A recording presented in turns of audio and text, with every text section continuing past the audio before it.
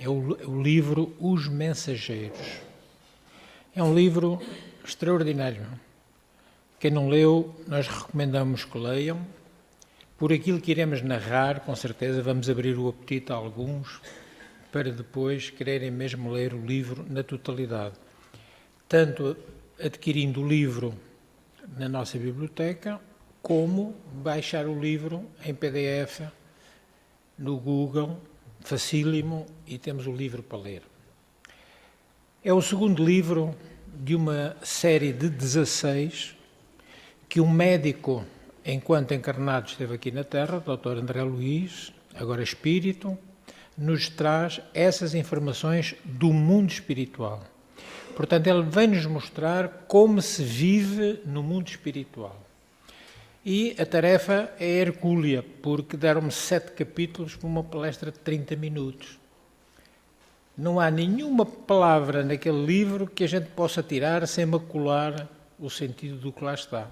No entanto, com a nossa capacidade de síntese, vamos tentar fazer o melhor possível.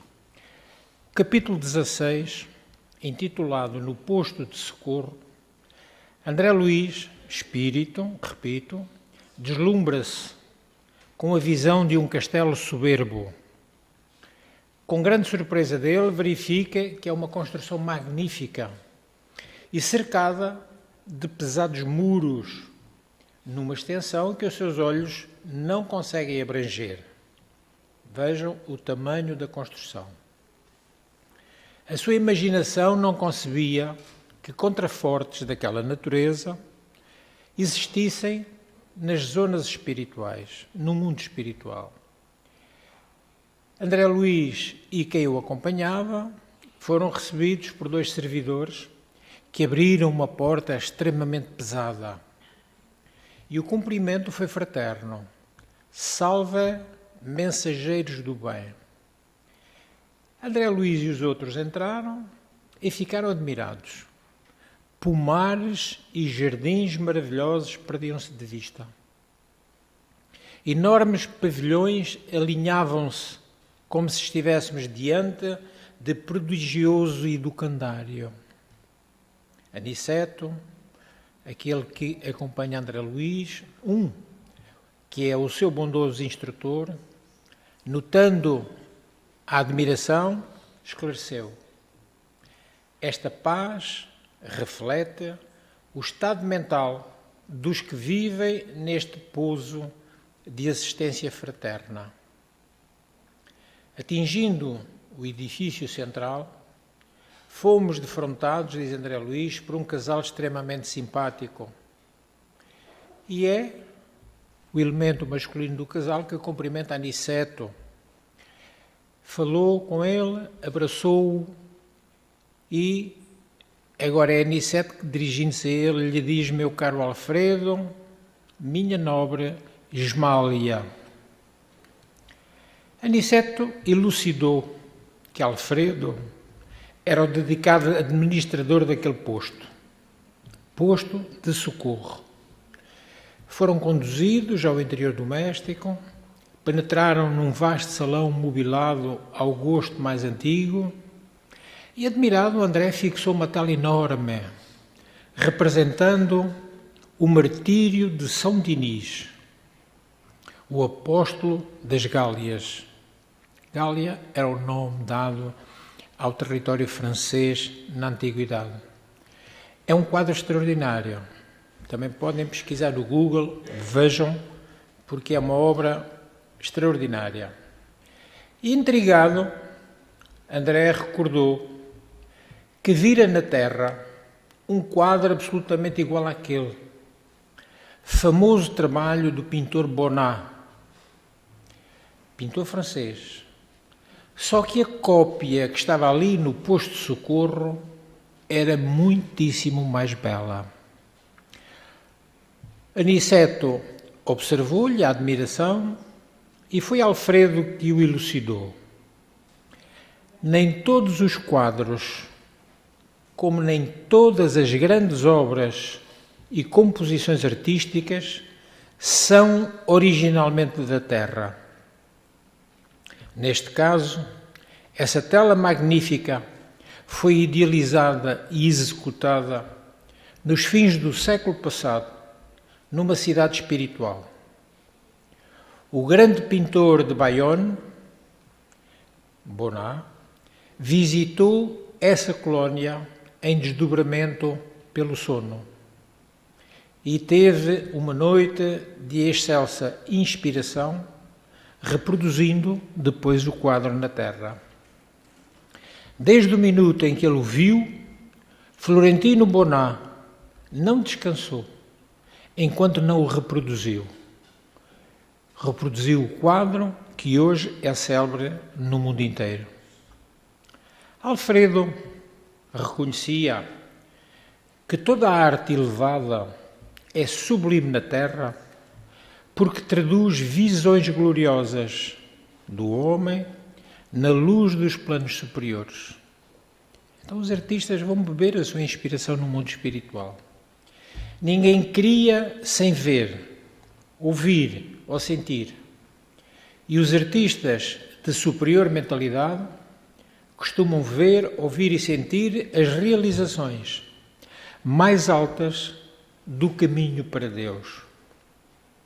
E Alfredo ainda exclamou: no entanto, este momento não comporta divagações. Necessitam vocês refazer as energias, já que estavam em viagem, e repousar um tanto tempo. Capítulo 17. O romance de Alfredo, o administrador do posto de socorro.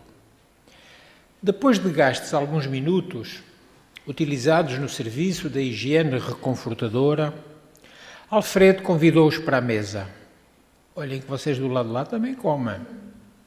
E aproveitaram para trocar impressões sobre os serviços em geral daquele posto de socorro, afirmando Alfredo que aquele presente período humano era de conflitos devastadores e de vibrações contraditórias. Já vamos perceber porquê.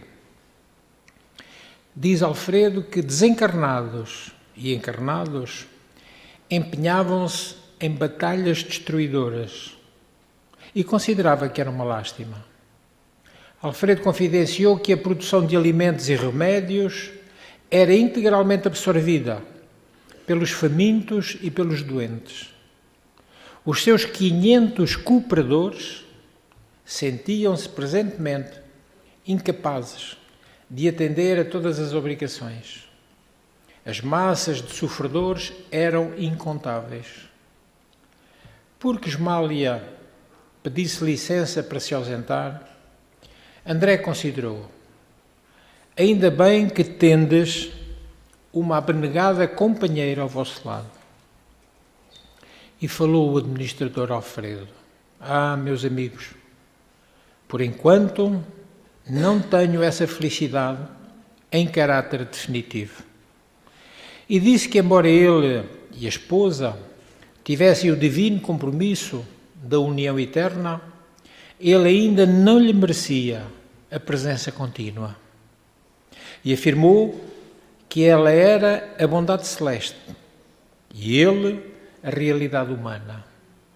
Depois de pequena pausa, relatou-lhes a sua história, dizendo que Esmália e ele eram muito felizes no mundo, quando encarnados. Mas o mal espreitava a sua aventura, a sua felicidade. Ele tinha muitos negócios materiais, e descuidava as suas obrigações de esposo e de pai. Sua nobre companheira foi vítima da maldade de um amigo dele desleal. Sofreu em silêncio a perseguição dele por alguns anos que foram consecutivos.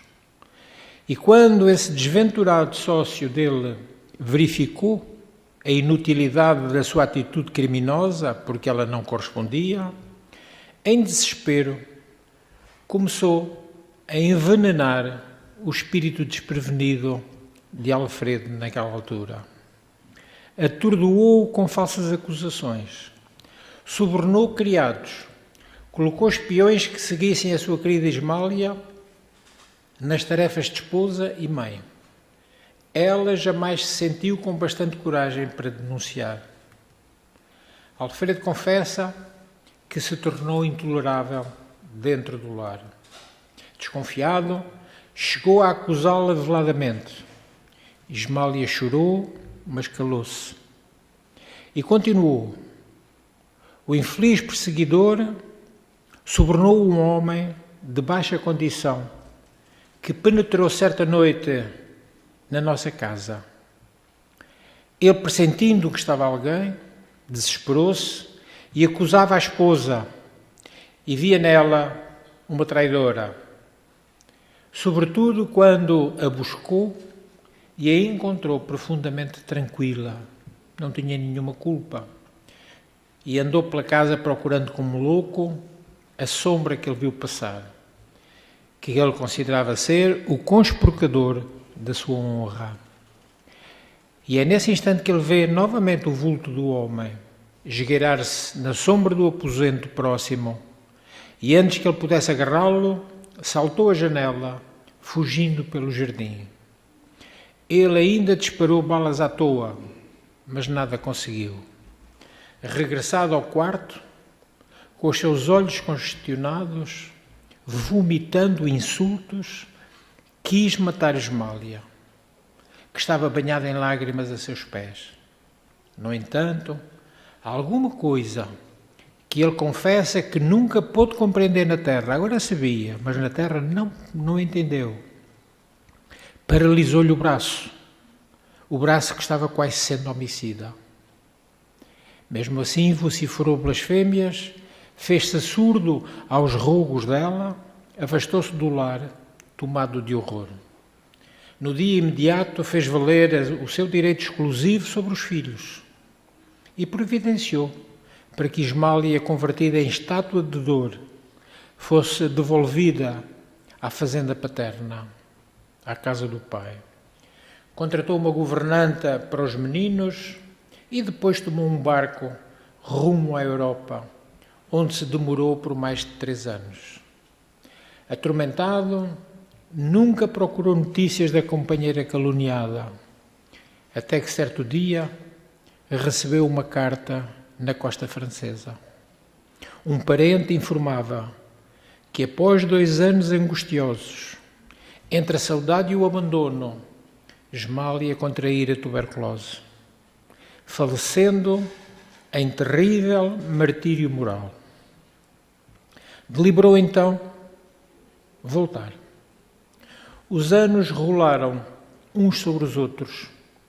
Quando foi chamado à cabeceira do ex-sócio agonizante, o infeliz, em face da morte, confessou-lhe o crime odioso, pedindo-lhe perdão, que infelizmente, diz Alfredo, ele não lhe conseguiu dar, não lhe concedeu. Mas agora, diante da verdade, isso transformou-lhe a sua mente numa loucura. Cansado, envelhecido, ainda tentou procurar a propriedade rural dos sogros, tentando reparar a injustiça, mas a morte não lhe deu ensejo e voltou para a esfera dos desencarnados em tristes condições espirituais. Após uma pausa comovida, pensemos nós, afirmou que foi Ismália que o amparou quando ele regressou à pátria espiritual. Estavam, mesmo assim, em termos espirituais, agora separados. Ele não merecia a bênção da união sublime. Ismália, mesmo assim, segue-o de perto, mas tem residência num plano superior. Dedicou-se, agora Alfredo, aos serviços do posto de socorro. Consagrou-se aos ignorantes e sofredores. E sua Santa Ismália, como ele lhe chama, vem até lá mensalmente incentivá-lo no bom ânimo e ampará-lo nas lutas. E é ele, Alfredo, que diz: minha esposa deseja descer para encontrar-se definitivamente comigo. Entretanto, é necessário que eu aprenda a subir. Preciso conhecer o preço da felicidade para nunca mais menosprezar de novo as bênçãos de Deus. Estou resgatando o crime de precipitação. Fui impulsivo e isso é um delito. Perdi minha paz, meu lar e minha devotada companheira. Não esqueçam, a calúnia é um monstro invisível que ataca o homem através dos ouvidos invigilantes e dos olhos desprevenidos. Capítulo 18. Informações e esclarecimentos. Neste capítulo fazem-se referências às sangrentas lutas travadas na Segunda Guerra Mundial. Daí o posto de socorro estar com tanto acesso de necessitados.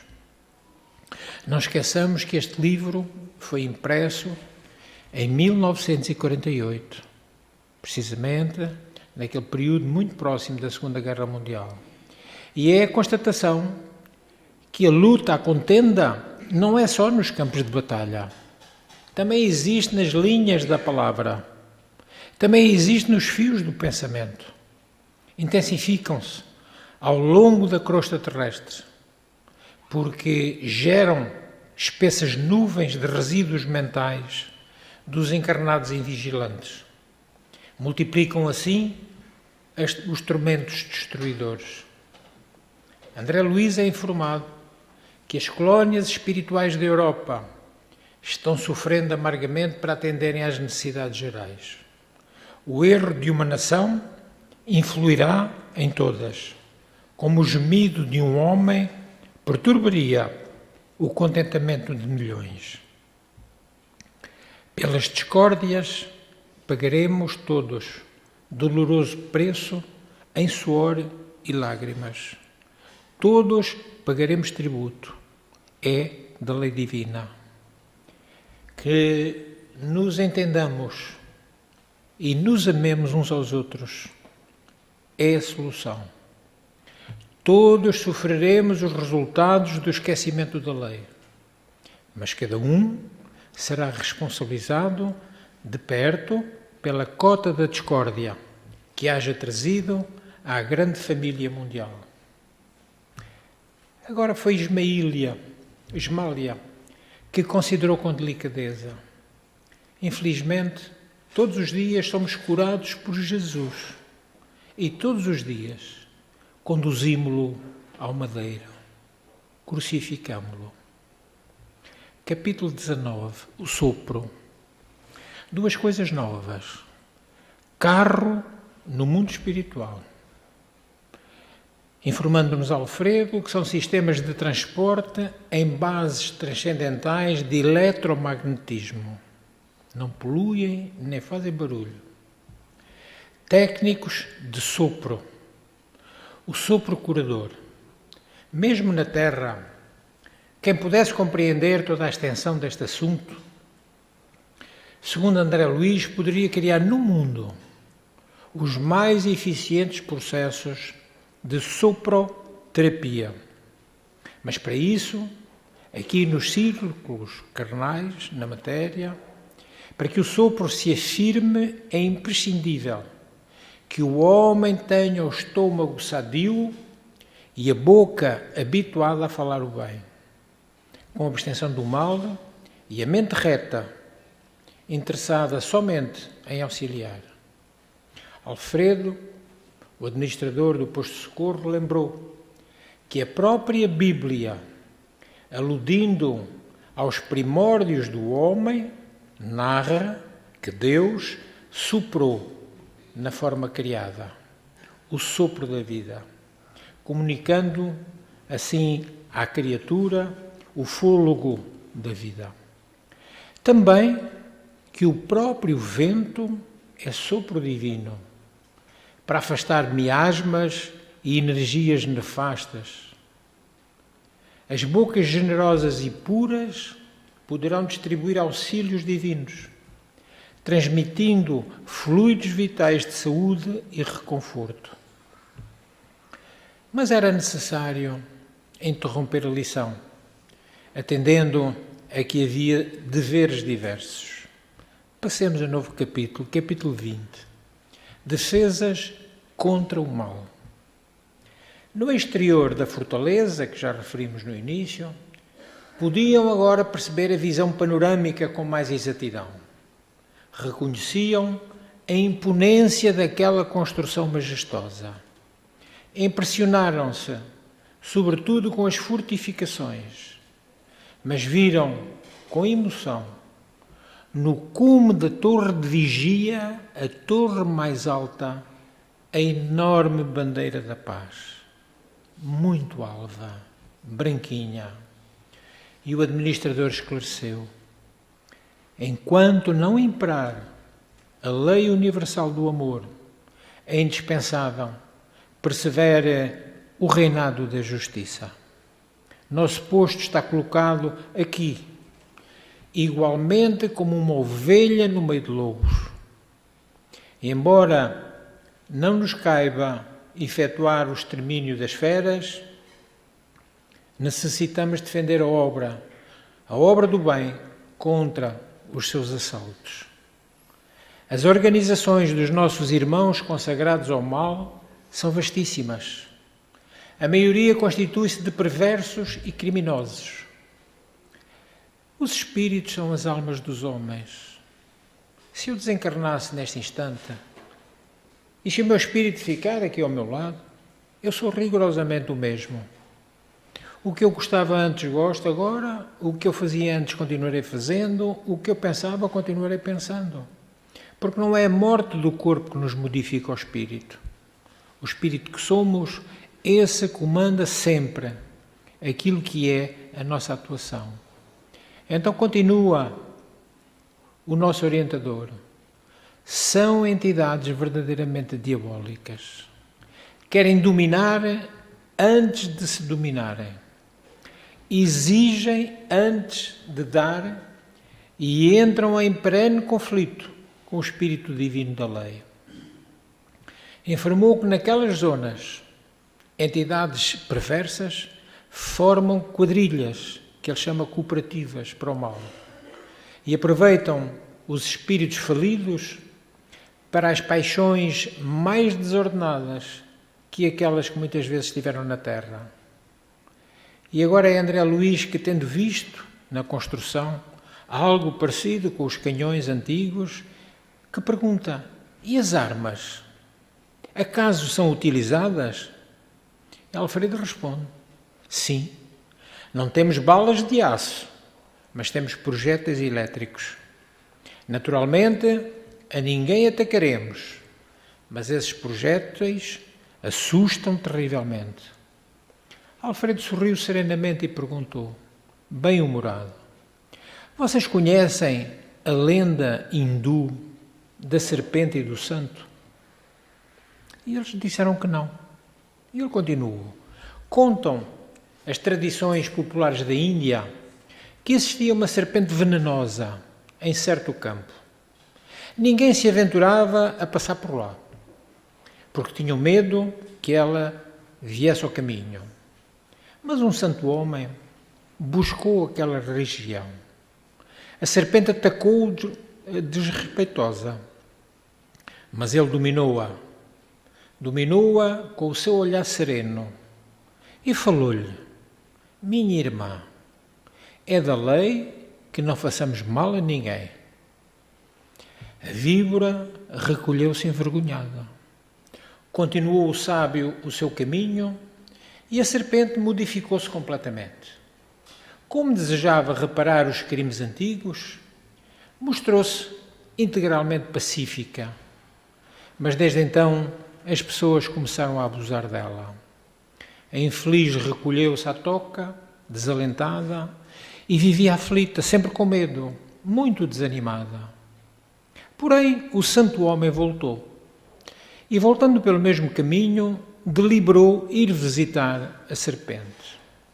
Espantou-se quando a observou em tamanha ruína. Ela, agora contou-lhe então a história amargurada.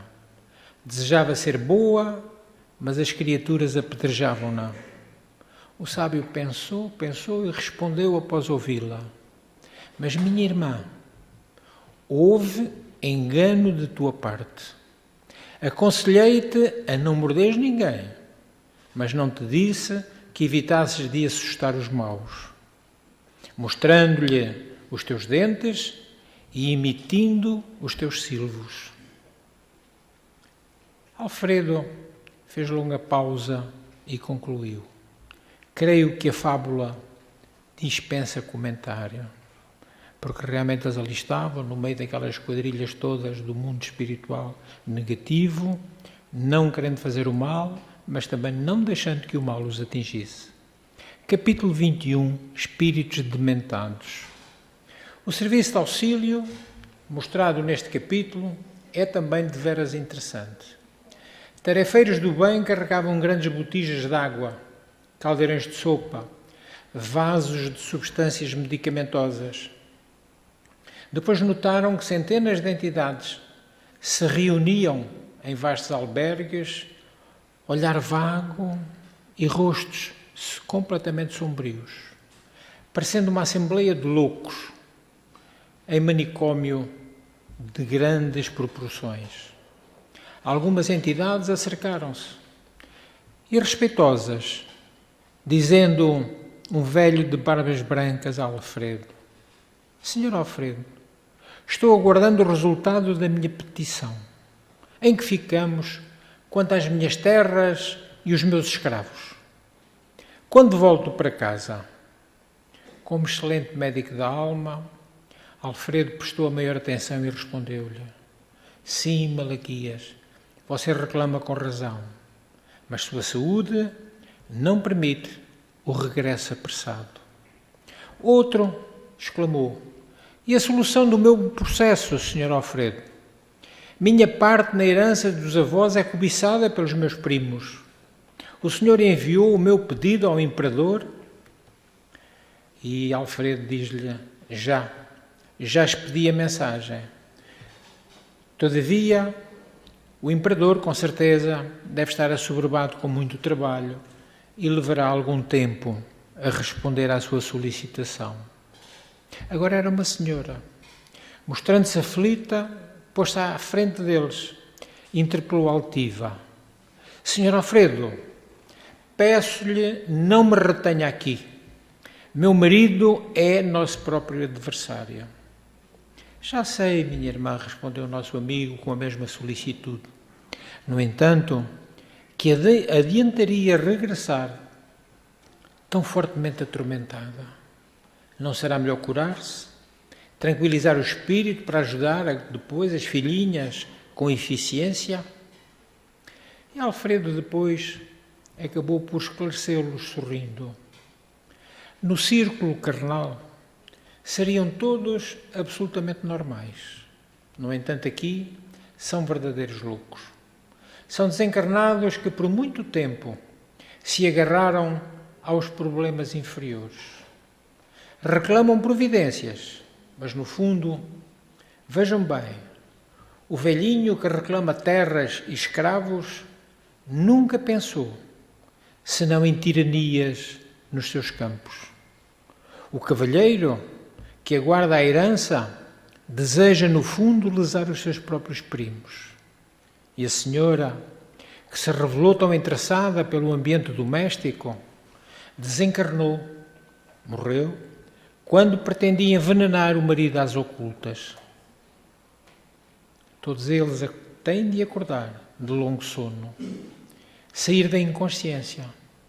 No entanto, eles, neste momento, ainda se julgam todos encarnados, supondo igualmente que podem dissimular as suas pretensões criminosas. Capítulo 22. Os que dormem.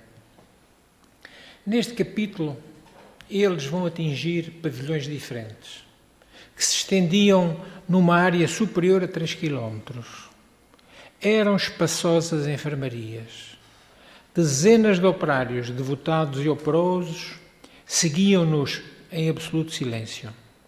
Alfredo era o único a falar, notando-se, contudo, que se fizera extremamente discreto nas palavras.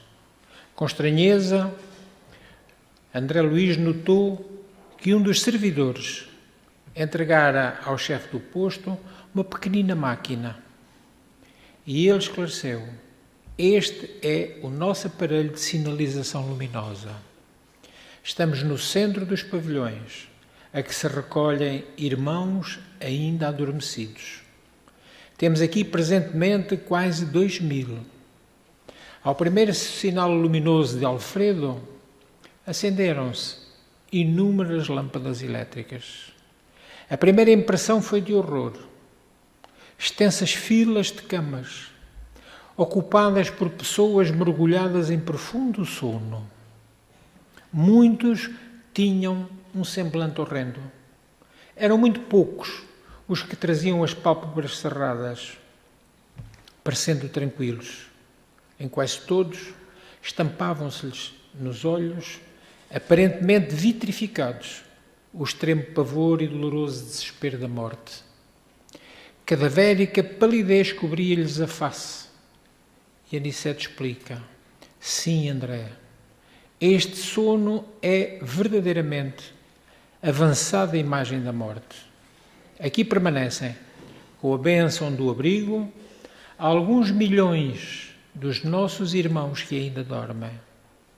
Temos a certeza, porém, de que muitos se negaram ao contacto da fé, absolutamente por indiferença criminosa, aos desígnios do nosso próprio Pai. Dormem porque estão magnetizados pelas próprias concepções negativistas. Permanecem paralíticos porque preferiram a rigidez ao entendimento. Mas dia virá em que deverão levantar-se e pagar os débitos contraídos. Alfredo começou a mover o aparelho de sinalização para emitir as suas ordens de serviço. Cada sinal determinava uma operação diferente. E André Luís viu os servidores do posto distribuírem pequenas porções de alimento líquido e medicação bucal. Em seguida, forneceram reduzidas quantidades de água efluviada aos infelizes. Aniceto falou: cada um na vida, meu caro André, tem a necessidade que lhe é peculiar. Cada um de nós cria as suas próprias necessidades e às vezes dificuldades. Aqui compreendemos com amplitude esse próprio imperativo da natureza. Capítulo 23º e último, pesadelos. Todos os que dormem nestes pavilhões permanecem dentro de mau sono, mas teremos, porventura, nas zonas espirituais, os que estejam em bom sono? Interrogou o companheiro de André, o médico Vicente. Sem dúvida, respondeu Aniceto. Temos na esfera de nossas atividades os que repousam, períodos curtos, e continuou. Quem dorme em desequilíbrio entrega-se a pesadelos. Designando-me um corpo envelhecido de mulher, o administrador do posto de socorro recomendou a André Luís: André, examine detidamente essa irmã. E André, cuidadosamente, observou uma sombra cinzento escuro, que se ia condensando em torno da fronte daquela irmã. Estupefacto, começou a divisar formas movimentadas no âmbito daquela pequena tela sombria. Surgiu uma casa modesta, de uma cidade muito humilde. Lá dentro, um quadro horrível e angustioso. Uma senhora de idade madura, demonstrando uma grande crueldade, lutava com um homem embriagado. E ele gritava: Ana, Ana, pelo amor de Deus, não me mates, dizia ele, súplice. Nunca, nunca te perdoarei, dizia ela, acrescentando num tom lúgubre: morrerás esta noite. Envenenaste-me com bebida mortal, dizia ele, completamente lacrimoso. Perdoa-me se te causei algum mal. Lembra-te que também sou pai.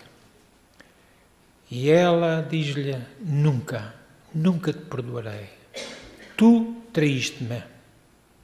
Havia outra mulher, e ele, profundamente arrependido, expressava-lhe precisamente esse arrependimento, mas ela não lhe ligou nenhuma. Diante daquele homem caído, prostrado, embriagado, sem poder de reação, ela tomou-lhe um martelo e deu-lhe várias marteladas na caixa craniana, matando-o. De seguida, André Luís vê na tela. Ela tirou, carregou para um carrinho de mão e foi com ele pelos seus campos, direito à linha férrea, e colocou o cadáver nos trilhos do comboio, de modo que a cabeça fosse decepada pela locomotiva quando ela passasse, e assim apagava as suas culpas. E regressou a casa. E é aí que André Luís fica profundamente admirado. Ela, do regresso a casa, foi cercada de seres que lhe pareciam bandidos de negras vestes, que se apoderaram dela, e agora quem estava horrorizado era ela. Vencera um pobre homem vigilante, mas seria vencida por seres muito mais perversos. Quando prevaricamos no mal, as nossas companhias espirituais serão sempre más. Então bastará lembrar que a dívida, em toda a parte, anda com os devedores. Se devemos, se estamos de mal com as leis de Deus, teremos companhias terríveis. E ainda agora, com expressivo olhar, Aniceto diz a André: voltemos ao centro. Devemos cooperar na oração, porque agora é a hora. Então estamos vendo que os espíritos têm uma preocupação, trazerem-nos a realidade espiritual. Não embarcarmos em lendas, não embarcarmos em coisas místicas, não embarcarmos em coisas que se dizem. Só não temos conhecimento do que se passa no mundo espiritual se nós não quisermos. Porque quando tudo isto, estas informações nos são trazidas com um cunho de veracidade, a doutrina dos espíritos não é uma doutrina de vendas. Nós só tomamos estes livros como bons quando as informações que chegam são repetidas por vários espíritos em vários locais, através de vários médiuns e em várias datas. Só a partir daí a nossa doutrina toma a informação como boa. Então isto não é ficção científica. O mundo da Terra é uma cópia do mundo espiritual. Claro, uma cópia pálida, porque lá tudo é muito mais perfeito. Mas é assim. As cidades que nós temos aqui existem lá. E habitualmente, por sobre cada cidade mediana, existe uma colónia espiritual. Na mesma direção. Nosso Lar, Alvorada Nova e tantas outras. Nós em Sandelgas temos uma edificação, quem lá foi já conhece, no meio do terreno. Uma edificação alta, é um portal de ligação ao mundo espiritual. Por ali passam espíritos a caminho de casa. E nós só aceitamos isso, embora soubéssemos. Só aceitamos, ou só divulgamos, quando vários médiuns visitaram aquele local e confirmaram que assim era. Não perguntávamos nada, eles é que falavam, é que diziam que sentiam ali. Médiuns, portanto, com capacidades de vidência e, portanto, tinham a percepção do que se passava ali naquele sítio. Então, não entremos em fantasias. tomemos as informações dos bons espíritos como algo para nos ajudar. Pela vossa atenção, muito obrigado.